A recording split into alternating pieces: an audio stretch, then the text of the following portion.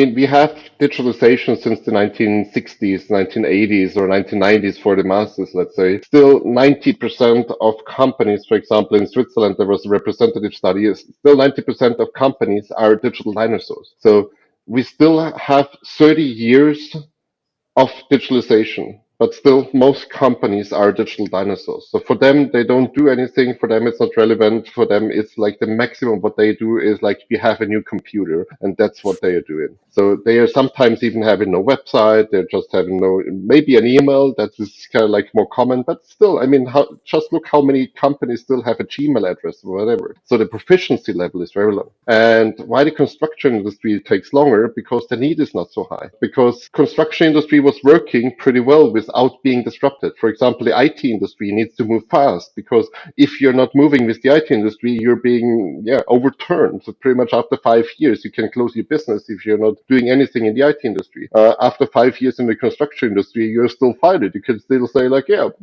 my paper works. That's okay. And that's the difference. So the urgency and also the importance is different for different industries, and we see that also for example, for machineries, for machinery production, they have very long cycles, they have long investment cycles. So for manufacturing companies, it's the same. They have very long investment cycles. What they're doing, they're playing 20, 25 years. So for them, it's not an urgent matter like for IT, where you say like, okay, we need to plan for 1 year or for 2 years, and then we need to reinvent ourselves and then go forward. So that's why construction industry has a very low urgency in most cases for themselves, because the disruptive potential was, let's say it was, now it's changing drastically. It was not there, and so they didn't need to react. So as long as it's not hurting, because we change only when we have several factors in place. We change when we know and we understand it, when we have the resources to do it, and when we have also the drive and the inner action to do it, or when it's painful.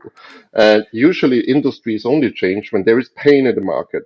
Just see how the automotive industry is changing. Not digitalization wise. Digitalization wise, automotive industry was always highly optimized, etc. But the pain now to actually change away from gas powered cars to actually EV battery, whatever, BEV vehicles, the pain is there and suddenly they need to move. And this pain needs to be built up to actually move also the construction industry. And slowly we feel that the pain is also coming to the construction industry.